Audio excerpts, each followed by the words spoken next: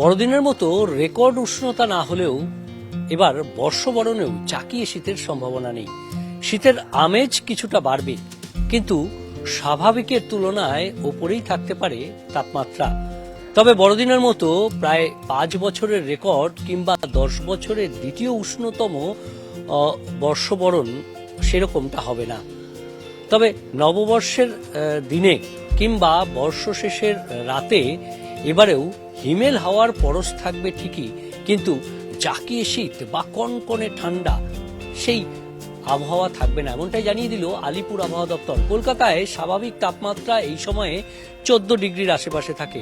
সেই তাপমাত্রা 14 থেকে 15 ডিগ্রির মধ্যেই থাকবে, এমনটাই জানালো আলিপুর আবহাওয়া দপ্তর। অর্থাৎ যে তাপমাত্রা বেড়ে গেছে সেই তাপমাত্রা আগামী দুদিনে ধীরে ধীরে কমবে। আগামী 3 দিনের মধ্যে 2 থেকে 4 ডিগ্রি সেলসিয়াস তাপমাত্রা কমতে পারে দক্ষিণবঙ্গের বিভিন্ন জেলাতে।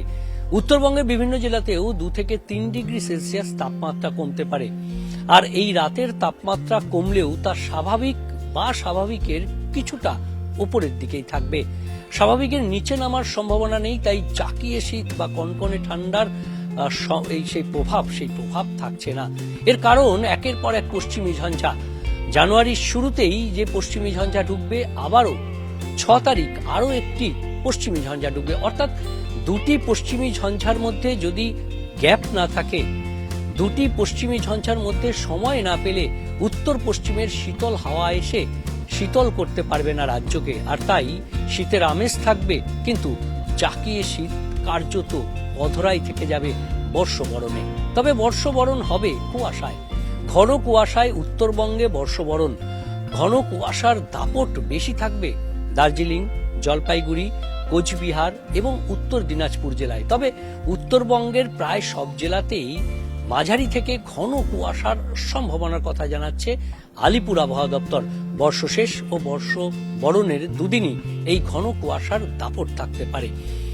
দক্ষিণবঙ্গের ক্ষেত্রেও কুয়াশা থাকবে, মেঘলা আকাশ, কোথাও কোথাও আংশিক মেঘলা আকাশ থাকতে পারে। পশ্চিমী ঝঞ্ঝার কারণে যে জলীয় বাষ্প ঢুকবে তার কারণেই কিছুটা এই আংশিক মেঘলা আকাশ থাকবে। তবে সেই আকাশ থাকলেও বৃষ্টির কোনো সম্ভাবনা নেই বর্ষশেষ বা বর্ষবরণে।